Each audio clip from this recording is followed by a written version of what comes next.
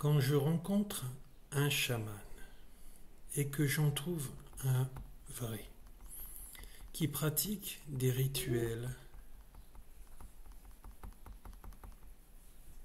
d'extraction, des soins dans les vies antérieures, des soins chamaniques dans les vies antérieures et dans le karma actuel, des soins avec les esprits des 4 éléments dans les mondes chamaniques, des soins pour récupérer mes dons et mes talents dans mon karma actuel, dans ma lignée familiale et dans l'arbre de mes ancêtres, dans ma lignée familiale,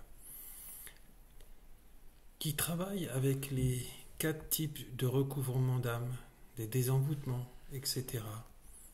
Je peux me dire que je peux lui faire confiance. Je ne m'attends pas à ce qu'il m'amuse avec ses astuces magiques.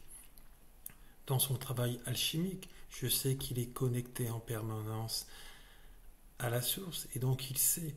Je sais qu'il va me scanner sur toutes les coutures. Je ne peux pas le tromper. Son art, c'est de provoquer mes démons. Ceux que je garde bien justifiés, niés et attribués aux autres. Si je vais à la recherche d'un vrai chaman, je me prépare pour un déshabillage avec ses paroles.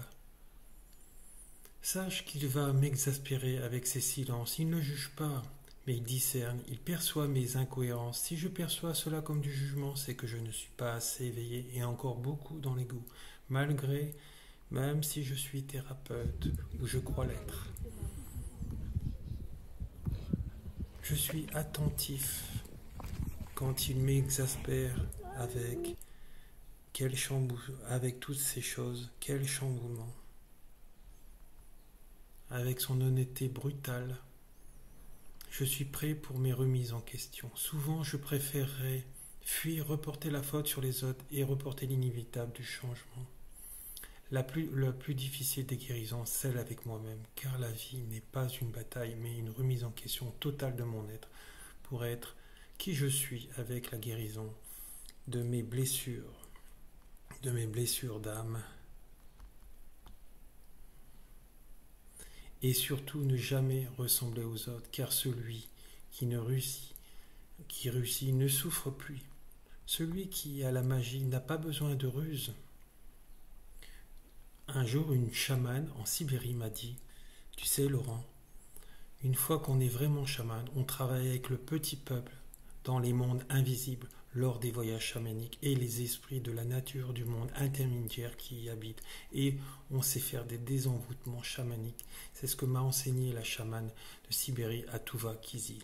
Elle m'a dit « Tu verras, beaucoup font des cérémonies dans le monde du milieu, dans notre monde, mais ils ne savent pas contacter les esprits dans les mondes parallèles en voyageant avec eux pour monter avec eux des protocoles du travail alchimique. C'est cela, tu verras, un vrai chaman, et tu comprendras quand tu seras sur la voie.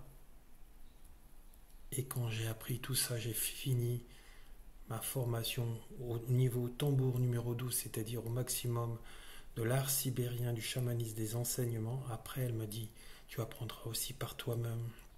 Une fois que tu auras reçu tous mes enseignements, tu reviendras pendant au moins une période d'1 an à différents mois de l'année et nous continuerons de travailler d'année en année puisque tu ne pourras pas rester en Sibérie pendant ainsi longtemps en une seule fois.